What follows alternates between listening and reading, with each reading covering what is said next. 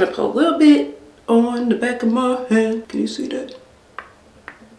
Okay. What up? What up, what up? Tell the people what's up. You got me eating this. I'm technically at NYU for nutrition and dietetics, but I've been leaving back since then and haven't been back. So it's unclear. I might be a dropout. But what was I saying? Brain fart.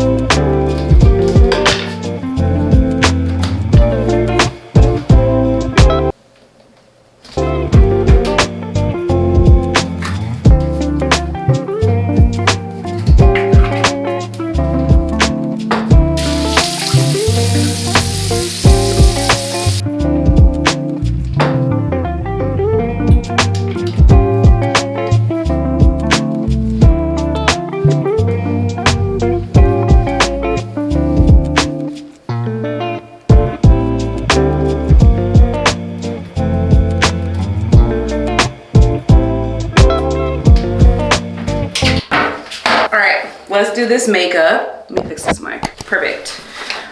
So today is the day. It's the event. Remember when we did that Lululemon shopping spree and we got this outfit? So today is the day. So the reason why we got that outfit is because it's for a panel that Lululemon is basically sponsoring. And the panel is part of their like Black History Month series, and it's called Take Space. That's the name of the series. So this is one of the events in the series. Greg, he's the one that took us on the shopping spree. Greg actually is an ambassador with Lululemon. So he's sort of like running this event, and it's gonna be at that gym, ANEVA. Remember when we went on Friday, where I'm gonna start teaching classes actually next week, Tuesday and Thursday. So come through if you're in New York City. What was I saying? Brain fart. Basically, it's gonna happen there. It's gonna be really cool, so we'll see. I'm gonna be a panelist speaking. All right, so first, I need my lips to not be chapped and ashy. So I'm gonna use this Laneige. It's actually like a sleeping mask. Let me make sure you can see. It's actually supposed to be a lip sleeping mask. So you're supposed to put it on at night. But I'm gonna put it on right now just so that it keeps my lips like moisturized. Cause this cold weather. Also, just a quick disclaimer, this is not the like quick easy makeup look that I'm doing today. Today's still gonna be a I'm not wearing makeup look, because that's the only makeup I know how to do, because I've never been a professional makeup artist or done any professional makeup or ever like learned how to do makeup. I just do it to my liking. So anyway, I'll just show you some of the stuff that I use. I'm like running out of makeup, so well, you know. All right, so the lip mask is on. The next thing we gonna do is, I can't believe I started this now. I don't even know if I have enough time, but we have more than enough time, always. As long as I'm leaving out of here by like, what, it's 11:23, 11:45, 11:50 at the latest. The next thing we're gonna go in with is the Prep and Prime. This is from Max. It's from MAC. So I'm just gonna spray. I'm gonna actually close my eyes. So I just put like little spritz or whatever. I had sunscreen on, so I don't want it to like Yeah, you saw when I used the super goop. But the thing is, I'm about to, the only reason I even wear makeup is because this hyperpigmentation, which Sony is being so kind to like filter this a little bit. But we gonna be working on the hyperpigmentation. I think I mentioned Myrna before with the pre-poo. Myrna, who's like literally a celebrity makeup artist. She's also a esthetician, so she knows all this stuff. She's gonna be helping me with some new products, so I'm gonna use my new bank account to buy the new products, and then we're just gonna do a journey of like getting rid of this hyperpigmentation, because the less makeup the better, because again, a lot of this stuff is toxic. So usually what I do first is mascara. I don't know how, okay, because I'm like trying to look in the mirror and trying to make sure you guys can see too. Okay, so this is layer 1. Let me make sure you can see. There you go. I usually build it. This is like how I get that fake falsies look. And there's like, you know, again, I'm not a makeup artist. There's like black kind of piling up there. I'll clean that after. And here is layer 3. Layer 3 is really for the brush more than anything. Okay, gonna go back in one more time. Lashes are done. I don't know what I'm gonna do with my hair. This is kind of cute. We're gonna move on now to, I just haven't done like full makeup in so long, so I'm trying to decide how I want to do this. Okay, we're gonna go into concealer, and I love this concealer. It's from Glossier. It's called Stretch. So this is it. I'm running low on this, so make sure you can see. And it's moisturizing. I love skincare that doubles as, sorry, makeup that doubles as skincare. The best, and we need that because this hyperpigmentation, you can see like it's basically eczema that I get under my eye. So anyway, we gonna handle that, but for now this is what we're doing.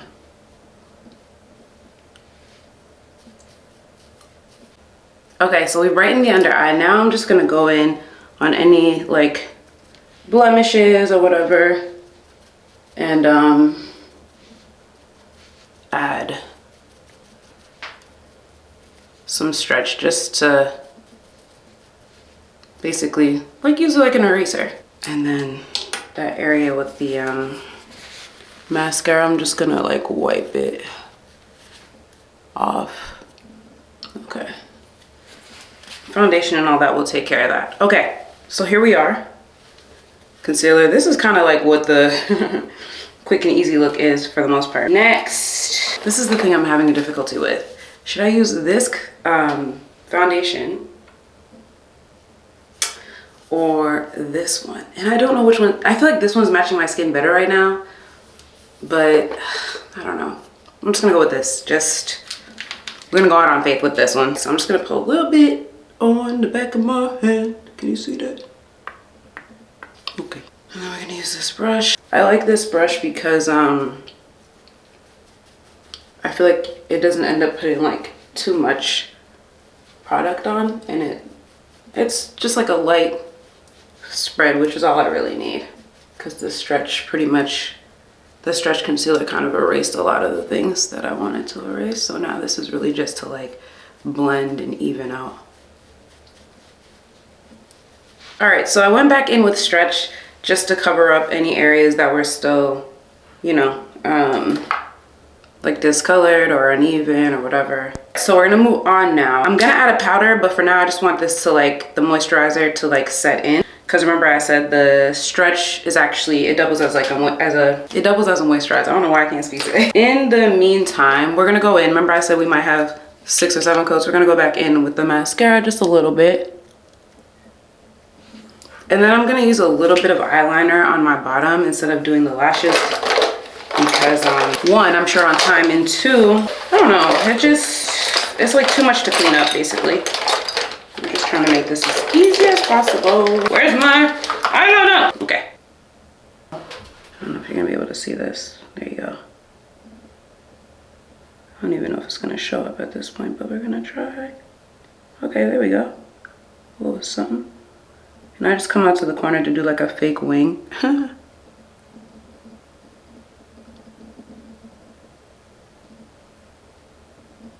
Usually I do that part before, but that's okay. All right, this is probably the best I'm gonna get, so I'm not gonna mess with it anymore. Ooh, I just love how it's so moisturized. Okay, next we're gonna go in with some Charlotte Tilbury. You can't see it anymore. This is so old.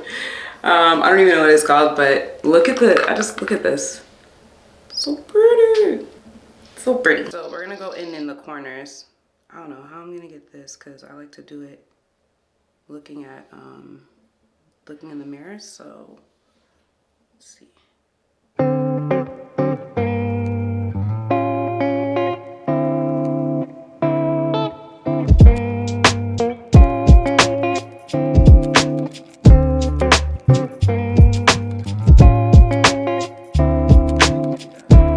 Now the other side.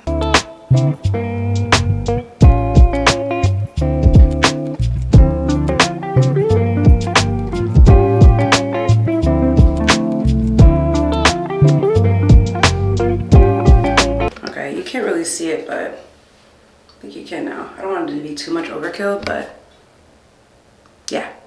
Now we're gonna start going in with the powder so we can just get the shine down just a little bit.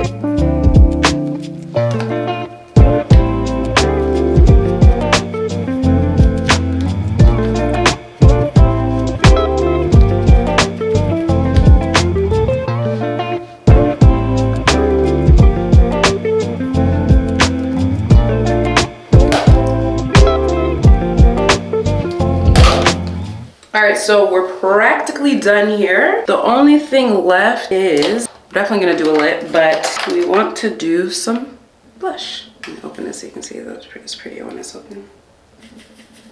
Okay, gotta be careful.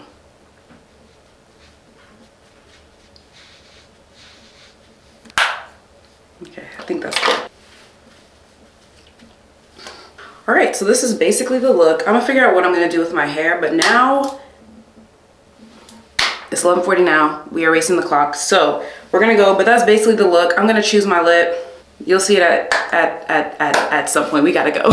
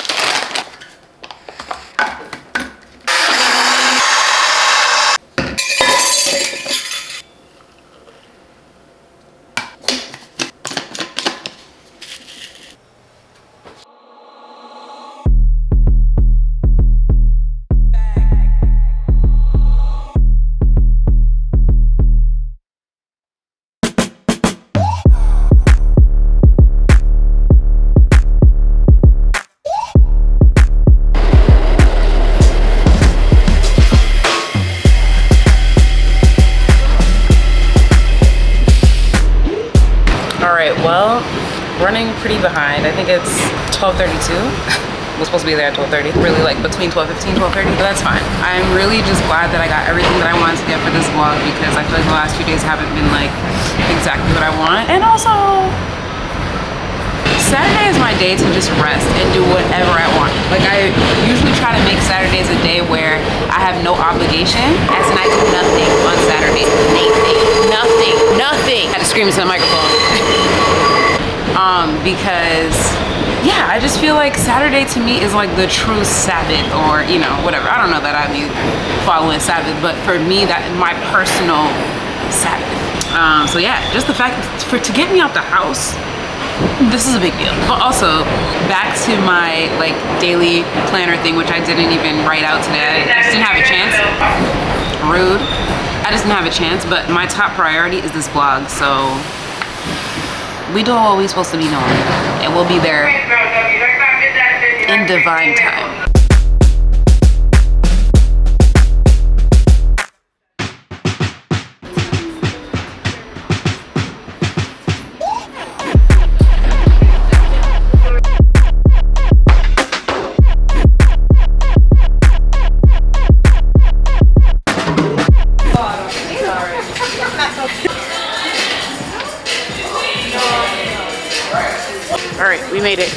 and we're safe and we're alive.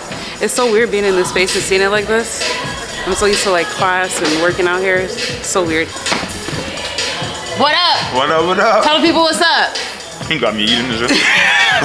Wait, what's your name? What's your What's name? going on? This is Coach John from Harlem Kettlebell Club. We in the building. Sorry I'm chewing. Excited for today. What you about to do? About to talk about all the good stuff going on. What you gonna do? Put everybody through a workout. Right. And I'm not cutting them no slack. Because that's just not what we do. We're gonna have some fun though. It's gonna be all right. How I look? I just touched up my makeup a little bit, which I'm happy I did because the bags under the eyes, that all night I pulled was wild. Imani is here as well. Come say hi, Imani. Look at my little boo. How are you? Radiant. Good. Not a drop of makeup and radiant. Oh, man, I wish. I miss being young. Hey. Let me get you for the vlog. Always ready. It's always. Look at Eric. Okay. The drip. Wait, the sneaker. Wait, nah, I'm done. I was gonna bother you, but you were like, End of the hour. No. Just say hello. Stop messing up my vlog, bro. Just say something. What are you most excited about for today? What are you most excited about for today? These donuts. Yes.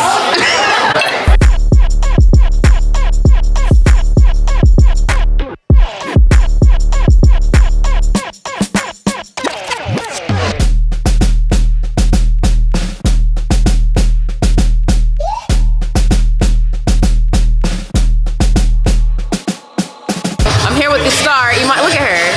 Just I don't understand how she glistening. All she did was wake up and run. That's it. She ain't do nothing to it. She just woke up like this. hi people, how are ya? Like, comment, subscribe. I was looking for that.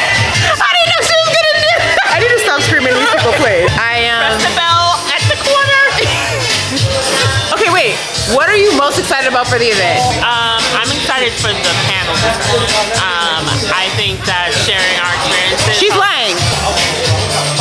I'm gonna talk to y'all, okay? Because y'all get me. The panel I'm excited for because I think sharing experiences helps you grow as a person. I'm excited to hear how, especially in light of Black history, especially what's going on in the world, how other people have come to be where they are. And I'm also excited for the food. That's what I was waiting for. I don't know why. So apparently, I think Sweet Chick is like, Sweet Chick is, what's the word I'm looking for? It is catering. Cater. Yeah, it's catering. Yes, So it's we just waiting for the panel piece. They working out upstairs. Y'all saw that. Ja was leading that.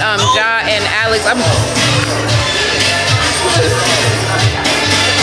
and Alex was leading that. Oh, they done now. So anyway, I guess the panel's gonna start soon. Okay, Mike, let's go see about this food. Yeah.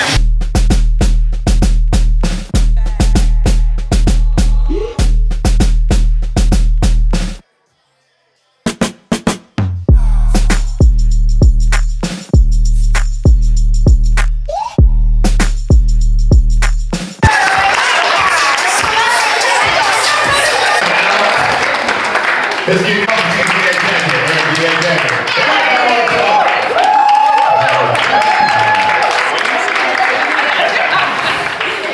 all these professionals that are up here right now have been through something. So we want to give you all access to not only who they are as individuals, but also their stories. So you each have a mic. Make sure you turn the mic on. There's an on button. There you go. I'm gonna take a step back. My pronouns are she, her, hers, and I'm a runner and a Lululemon ambassador. How's everybody doing? My name is Joaquin Washington. I go by John. Co-founder of JCW Fit, solo founder of Harlem Kettlebell Club. Okay, so next. I am Jadine St. Gerard. I'm a former track and field athlete. I am currently teaching at ANEVA Tuesdays and Thursdays, 10 a.m. Hey everyone, my name is Eric Mosley. I'm a Lululemon ambassador. I'm the founder of Black Hat Yoga, and I also teach here on Thursdays at 6 and at Y7 Studio, mostly Upper East Side. And yeah, grateful to be here. All of these panelists that are up here were selected because they went through the same thing. And I think it's important for us to share our stories so that all of us can grow, not as people that are being followers, but as humans as an individual. A lot of times people don't want you to be yourself. They tell you, you gotta fit this mold, you gotta fit this box, because they are uncomfortable. Be uncomfortable being yourself. Shine bright, not by following and double liking somebody else's journey, but following and create your own journey. And that is what we want to share here. So, ladies first. There you go. I'm stepping back, which means you know they're gonna talk. Amy, we're gonna go with you for a little bit, Amy, real quick. I got this serious question. All right. What is your password for your Netflix? We all want to know. Now I'm teasing. What is your thing? What's your special spark in the universe? So I took notes because it helps me with, I'm a little nervous in front of y'all. You got this. Yeah. Thank you. Yeah. We love you.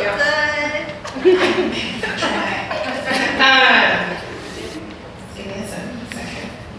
Okay, so my spark is just being a people connector and always assuming good intent in every single person that I meet. And giving people an opportunity to show me who they are. The other thing is I will always be an advocate for mental health and utilizing being active as a runner and a cyclist as a means to opening that path to talk about mental health too. I don't think we talk about it enough in the Black and Brown communities, especially in the communities that I am a part of. So how can I use running as a way to destigmatize that conversation as well? And I understand not everyone is for talk therapy, but you can use ecotherapy, right? Running is ecotherapy, is a means to getting to that point and finding yourself. My spark is just, honestly, I'm always gonna come in my most authentic self to every space that I'm in, regardless of how comfortable or uncomfortable I am. So, that's what makes me. What's your spark? Okay, so I'm gonna do a story because I feel most comfortable telling stories when I talk in general. But I think, so we're gonna go back to 2015. It was the summer after my first year in grad school. I'm technically at NYU for nutrition and dietetics, but I've been on leave of absence since then and haven't been back. So it's unclear, I might be a dropout. But at the time, that summer, I was personal training. It was my first time personal training in New York City. And I was at a pretty small gym, and then I ended up having to go back home. So I'm originally from Boston, that's where my parents live. So I had to go back home, so I had to leave all the clients that I had built relationships with, that a lot of them looked like me. So that was kind of sad, just because a lot of them would have never done personal training in a normal setting, right? So it's funny, these questions are really interesting because when I think back, I would have answered them completely differently to how I would answer them now, right? So back then, the answer was my spark, like, oh, I'm fitness, I'm a fitness maven, that was what I was about. But that experience personal training actually taught me that I was more than just fitness, because when it came time to transfer all the clients, I was like, okay, this person wants this, I'm gonna put her with so-and-so, I'm gonna put this guy with this person. Nobody wanted to transfer. And in fact, everybody just stopped personal training. They were like, hey, just if you come back, let me know, but I'm gonna just work out in the gym for now. And so I realized they weren't coming to me for the workouts, right? There was something else that they were coming to me for, and I realized that I think my spark or my thing is just creating a space where people will feel comfortable, right? No matter who they are, no matter what their personality type is. I'm pretty introverted, but I have a big personality. But I still think that people that aren't as introverted or don't have the biggest personalities feel pretty comfortable around me for whatever reason. So I think that's really what my thing is. I think I just create space for anyone to feel comfortable, right? They could be themselves, or they feel like they can relate to me for whatever reason. I think part of that too is that I just show up like me, I'm not trying to be, even as a trainer, yeah, I know things to do, but we're in it together. And so that's a big thing for me.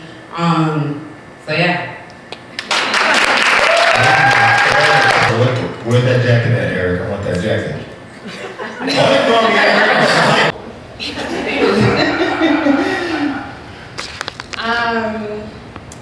I'm gonna go back to 2019. I have always been an athlete. I was a soccer player for 15 years. I did track and field. And I also did capoeira for 6 years.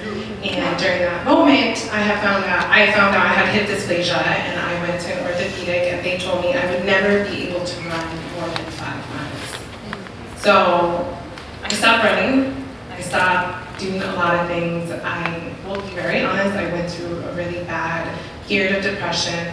And in 2019, I decided to join a crew in the Bronx, a running crew. I can tell you right now, I stalked all the running crews for about 1.5 years, and I was like, oh, are there people that look like me?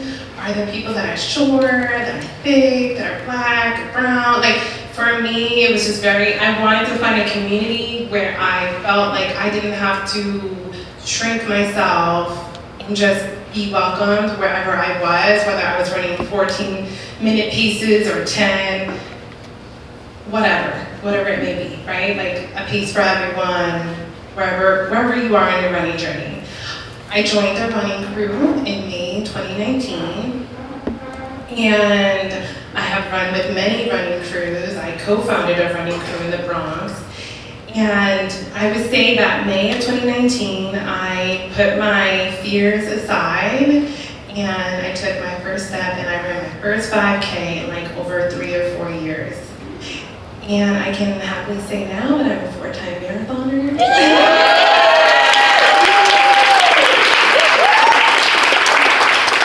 I am not the fastest, I am not the slowest, but it does not matter where you are a runner. Eric does all the time. You do not need to run a race. You don't even need to sign up for races. You don't need to do a marathon to be considered a runner. You could do a mile, 5K, 10, whatever you want to do, you're a runner.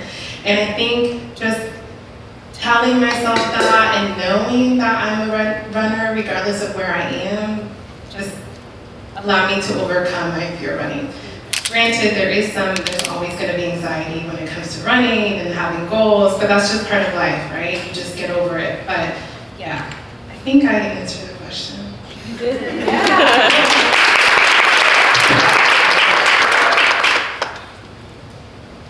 So I can't think of one instance, but I would say there's some similarities in like 3 moments. So 4 years in college, for those of you who don't know, also 9 years in finance. And then my journey to the fitness industry. And I think intro to college, I went to a predominantly white institution. Work was a predominantly white organization. And then for me, the fitness industry was a predominantly white industry. And I found myself initially trying to fit in, maybe a little bit of code switching, right? Not being the Harlem dude that I am, trying to tone down my lingo, and really just trying to like lay low. And it was okay at first because I was meeting people and everybody was super nice. And then you start to realize I'm not me. I'm not having fun. I'm not really enjoying this. I'm acting, right? And I shouldn't have to. Because when I look at, my white counterparts, they can be themselves. They kind of talk to be themselves day in and day out. There's no code switching, right? I am here. I kind of run things. This is how it works. And this is what I kind of grew up experiencing. And it took a moment in all of those situations to be like, I need to just be me, show up for myself, be myself at all times. And once you do that, it's just super freeing. You take it or leave it. If you don't like me, it's fine. Not everyone's supposed to enjoy me anyway. And for those who did, I still have amazing relationships with them to this day. So I think those are 3 moments that were very consistent because I started all over when I got into a new role and went into a shell and had to jump back out of it like, here you go again. And I think, present day, this is probably the most that I enjoy myself. I love who I am. I speak my piece. Right? The energy, how I coach, how I train, I have my little swag to everything. And people, they love it because they know it's real. They know where the passion comes from. And I don't need to try to be somebody else in the industry because at the end of the day, you want to create your own lane and find ways to motivate and attract the people that you want to be around. Same question. Can you repeat the question? Come on. No, seriously. Leanne, You gotta put bigger font on this. I got cataracts. Can you think of a time when you showed up for yourself despite your worst fear? Okay. So I have two instances I can think of. I mean, there's probably a billion, but two that are standing out to me right now. So I'm gonna do the less fitnessy one. So this is back in 2009. Yeah, 2009. I was in college. I was an undergrad. I was at my first college because I transferred schools. So I went to Columbia University undergrad. And yeah, is there anyone went to Columbia? No? Yeah? Oh, hi! I didn't know this. I didn't know about you. For grad school. Oh, for grad school. That's what I should have done. Undergrad was a bad idea. Columbia for grad school, not for undergrad. But yeah, the grad school students always had so much fun, and the undergrad were always really sad. And to me, right? No, this is a fact. This is facts. You can talk to anyone that went to Columbia. But yeah, everyone was like, so okay, let me start the story. My parents are from Haiti, right? So I'm a first generation Haitian American, right? So growing up, like I remember being 4 years old, and I was, I always excelled in school. I was a really like curious kid, like I think 4, I was asking my dad how to like do division, like just random. I was just like kind of a random kid. But in any case, I remember at that time, like people prophesying with me, like, oh my God, you're gonna go to Harvard. You're so smart, blah, blah, right? So like my whole life was based around, I have to get to the Ivy League. Like that was like, if I didn't get to the Ivy League, I was going to fail, right? I was gonna be a failure. So that's what I did. Like I looked for all these opportunities to like put myself in a position so that I could get to an Ivy League school. So cool. 2007, I matriculated to Columbia, and it was the worst time of my life. And my whole life, it was my dream, right? Like I was like, wow, I made it. And then I got there and I was like, I want to die, literally. I was extremely depressed, I had suicidal ideation. It was just a rough time. I didn't even know what depression was at the time. So I was experiencing it and didn't realize that's what it was.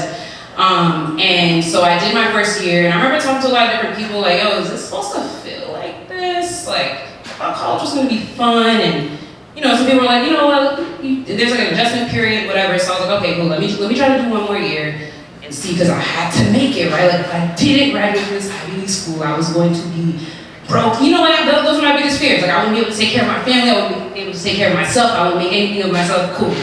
So sophomore year, it just got really bad. I tried everything. I also wasn't playing sports at the time, because low-key Columbia was hating, because I was short, and I was a basketball player at the time. So cool, I finally decided to transfer.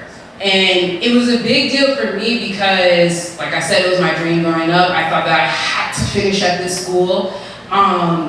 Also, what was really difficult is that I came from like a private school. So I went to Milton Academy, you may have heard of it, may have not.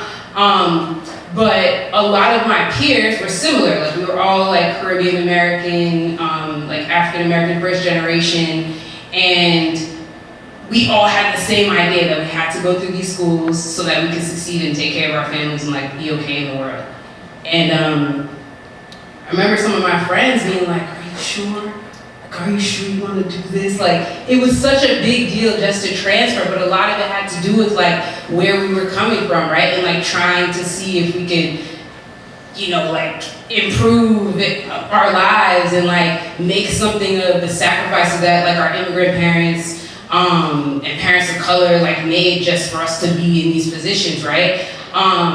So for me, that was probably the first time that I really, I keep forgetting the question. I guess did something bet on myself in spite of my fears, right? That was my biggest fear. Probably the best decision I ever made.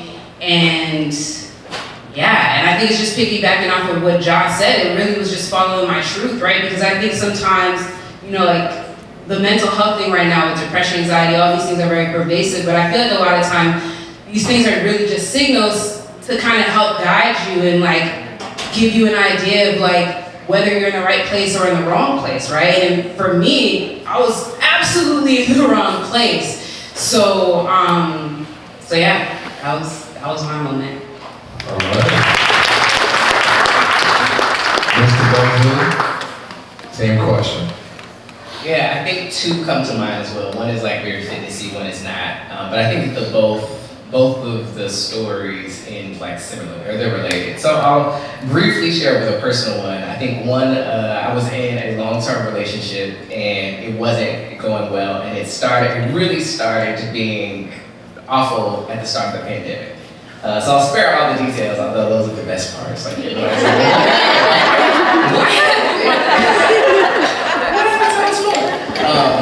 but the long story short of that is that I knew I needed to better myself. But there were a lot of things attached. It was like finances, like all the things that would keep one in an unhealthy situation. I was experiencing those things, but ended up needing to like actually, this is the end of this, and we're gonna transition. This relationship is transitioning to a different relationship, and that's okay. And that was a really big, scary thing to do, and it was a long process too. But yeah. That was a time where I really had to bet on myself, and I used a lot of my practice of yoga and meditation to be okay with those things and to make sense of what I needed to make sense of. But I think just becoming a yoga teacher was a huge risk and fear. My background is in education, so I started when I moved to New York City. I was a 5th grade reading teacher in an all-boys charter school in Bed-Stuy. And I loved it. And I got into education because I wanted to help create, change in the world. I wanted to be the change. I wanted to see the world. I wanted to do all those things, right? And I did for a while. And the school that I worked, where I worked, came to an end. There was a shift in leadership, and it was a really rough final year for me. So I left that school and I became a dean at an elementary school. So I was kind of building the school culture and really doing the things that I believed in, the practices, the managing a school and leading a school full of children of color. It was like my dream job, right? The school ended up closing, and that was like trauma on top of trauma. So instead of like doing all these wonderful things, it was like, how do you manage a teaching staff that knows that they don't have a job to come back to? How do you there was hard enough managing them as it was. It was already a very tough job, but now knowing that you don't have a job to come back to, where's the motivation there? How do you hold people accountable in that way? Instead of recruiting for students and doing these things, we're having to now displace kids and find. So it was just a really traumatic final year for me. I ended up leaving the city for a little while, and I went to Houston, Texas. I'm from Texas originally. But I went to Houston and I was a dean at doing the same thing but at a high school. So I was like, okay, this is great. My principal was my Morehouse brother. I went to Morehouse College in Atlanta, Georgia. My principal was someone who I trusted, who was a former coach of mine. So I was like, okay, here we go. I've worked with the babies, now I'm working with high schoolers. I'm gonna get to do this change, really like enrich these lives of young people. Well, when I got to this job, there was some of that. There was some of that in the way that I imagined and anticipated. But high schoolers have different issues than kindergartners. And the way that my network required me to respond to these issues, I was not in alignment with, right? So oftentimes, the first encounter with being arrested that students had was in my office, right? I was like, a student was like, Mr. Mosley, you an op. I ain't never want to be an op, girl. So I was like, this is not, but I'm not though, I'm not the op. So I realized I was required to do things that I just fundamentally did not believe in, and it was not okay. So it was every day going to work, we would try to be the first to call out, right? Like our leadership team, it was that bad. Like everybody was like, oh, I got a doctor's appointment, I can't come today, or oh, I'm sick, I can't come in to, and so it was like that time between like 4 in the morning and 6 a.m. where everybody was trying to get there, I can't come in today, texting. And every time I like lost, because you gotta have a leadership team in the building in a school, you just have to. But every time I wasn't first, I was like, hey, now I gotta go to work for real. So every day I woke up thinking about how I could not go to work. And that's odd, like no one wants to work for a place that you don't want to work in that bad. So I was in constant conflict with myself. I had to do these things I didn't believe in. I wasn't very successful because I didn't want to be. And I had that conversation with my principal. He's like, how can I support you? And I was like, I don't think you can. I don't believe in these things and you know that. And if being successful means that I have to continue to expel and suspend and arrest kids, I don't want to be successful. So we have two options. I can resign now, or you can fire me, or I can stay here and ride this year out. Also, so many other people had left. It was a really bad school year. So it was like, you want me in the building or not, essentially. And it was like, yes, we do. But I knew that I couldn't do this anymore. I knew that I couldn't be in education in this capacity. And yoga was the thing that was sustaining me the whole time. So I would bolt out of the building to get to the yoga studio just to like decompress. But I also realized that I was using the practice as a way to escape instead of like a way to like do what you're supposed to do, which is go inward and like, you know, find that connection with yourself. So all that to say, when I was figuring out what I was, and then this is where that ex comes in. So I was like moving back to the city to be with that ex. So we'll skip the rest of that part. But when it was time to figure out what I was going to do next, I knew I couldn't go back to schools. I knew I couldn't be in that same role.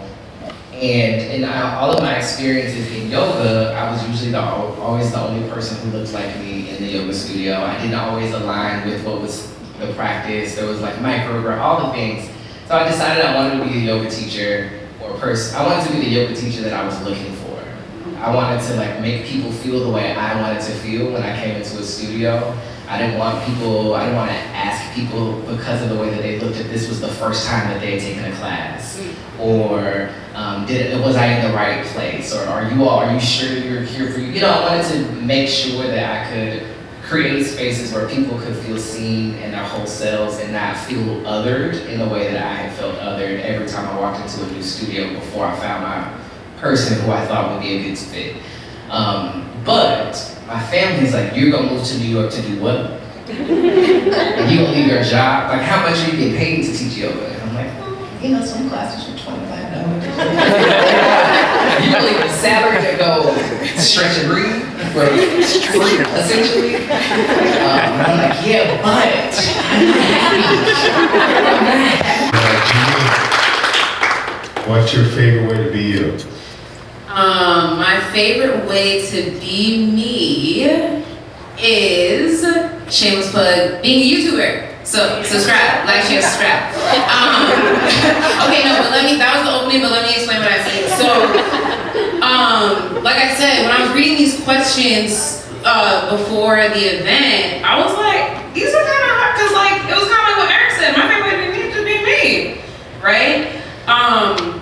But when I think about it, like in the past, the answer would have been, you know, doing fitness, like sprinting, doing track workouts, whatever, right? That would have been my favorite way to be me.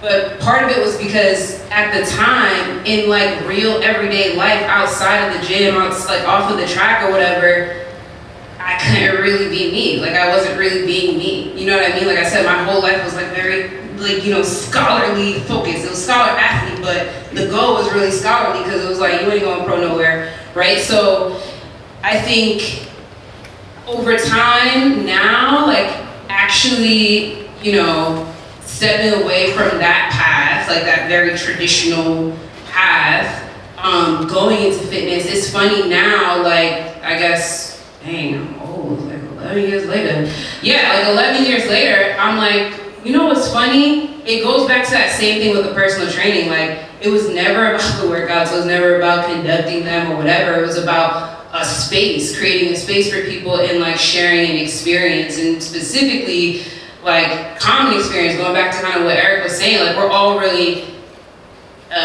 sharing in one experience, right? Like, yeah, we go and we have our separate lives, but we have all the same feelings, we have all the same thoughts.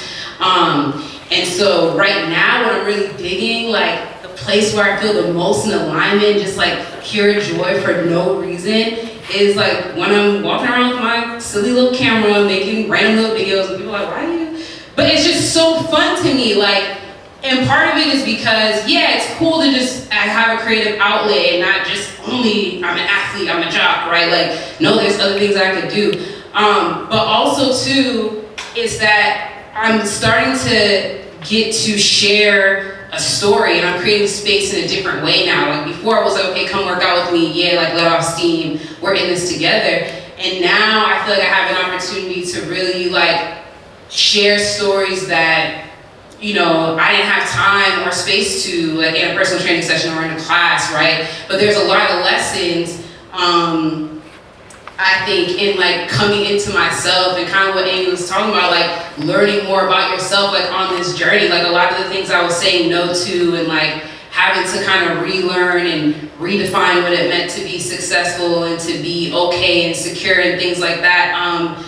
And going back to what Greg was saying, like, I guess I kind of like people watching, but mostly it's because I feel like there's a lot of things we don't learn in school that would have been really helpful in life, right? Like, if I had known that I was gonna be real depressed, like maybe Columbia wouldn't have been my dream all that time, right? Like what else could I have been doing? And it's not to say that I regret it, but it's like, yeah, I want all of that stuff to have like a real value, right? And so if I can like reach some other Asian American kid that thinks they have to go to Harvard, like, and show them like, actually you could just literally be yourself and do the things that you love and that bring you joy, whatever it is, and you can still like be okay. Because I think at the end of the day, the question is always like, am I gonna be okay? Like Eric, your parents were like, cool, but are you gonna be okay? You know what I mean? Job, like your mom was like, yeah, but are you gonna be good? You know what I mean? So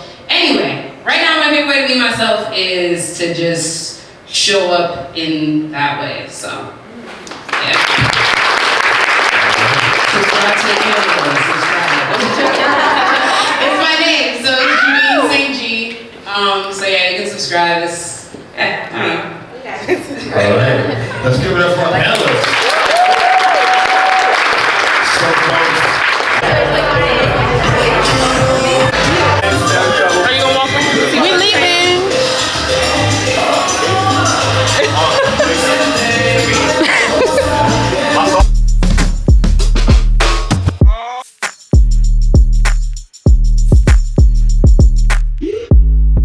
Wow, what a day, what a day, what a day.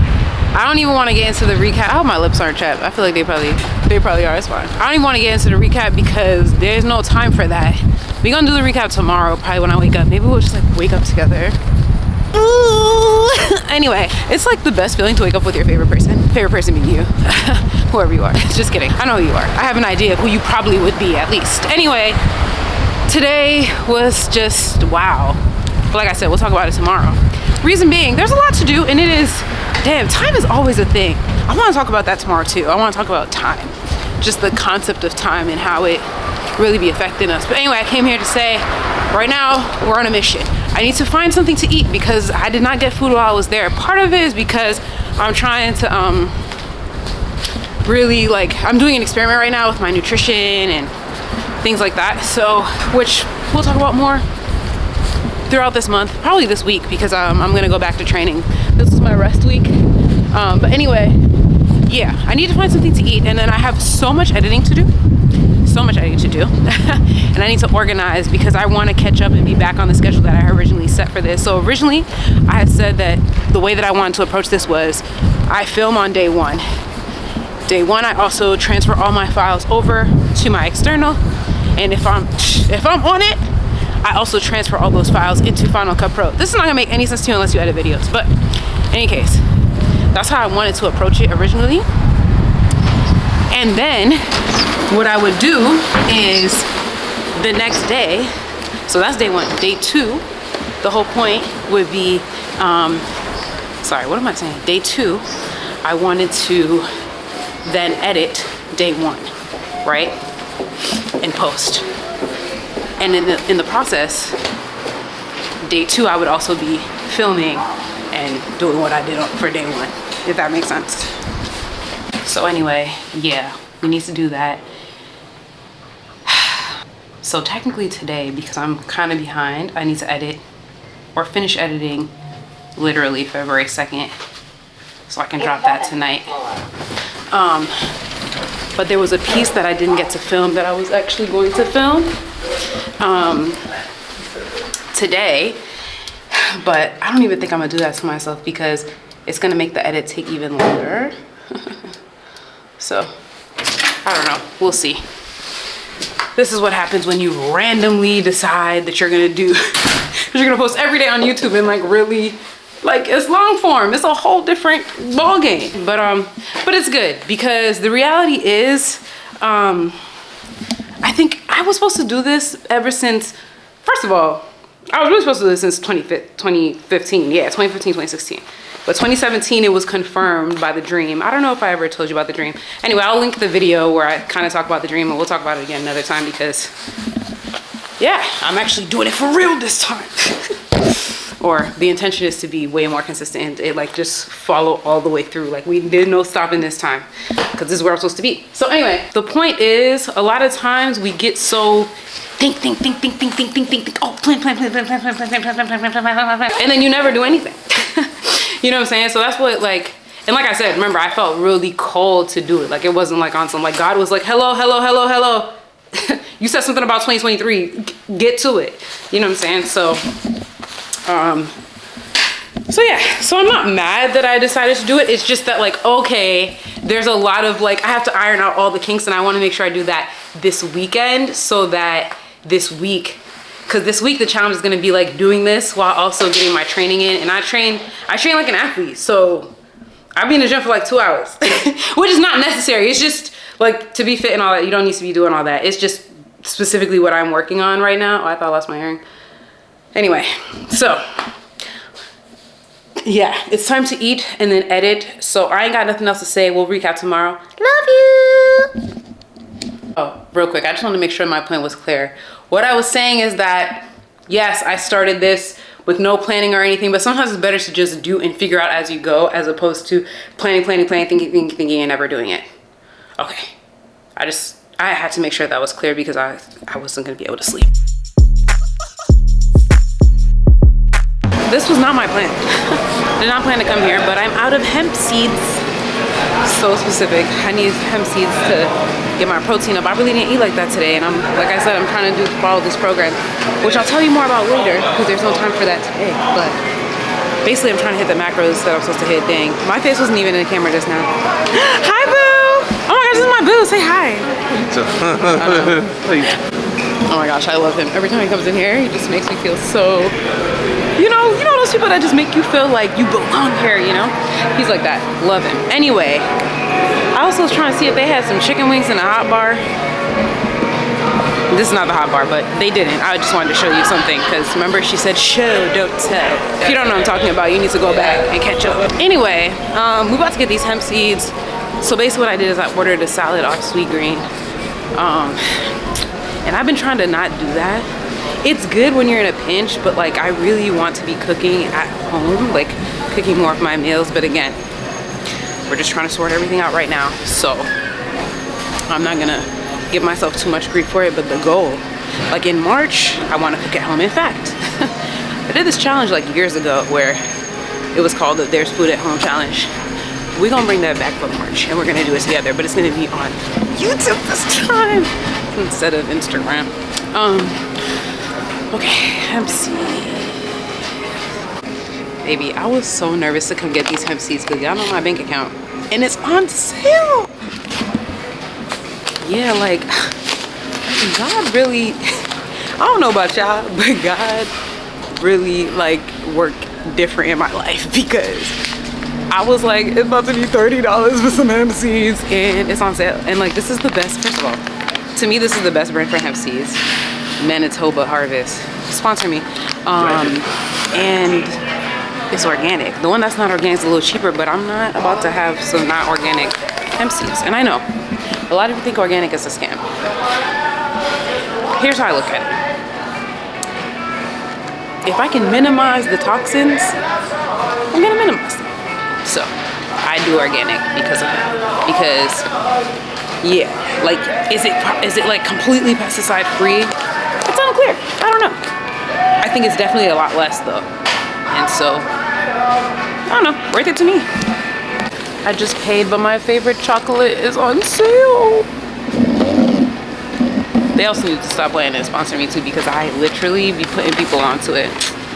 Fuck it, let me just get some now. Especially because this one be hard to find.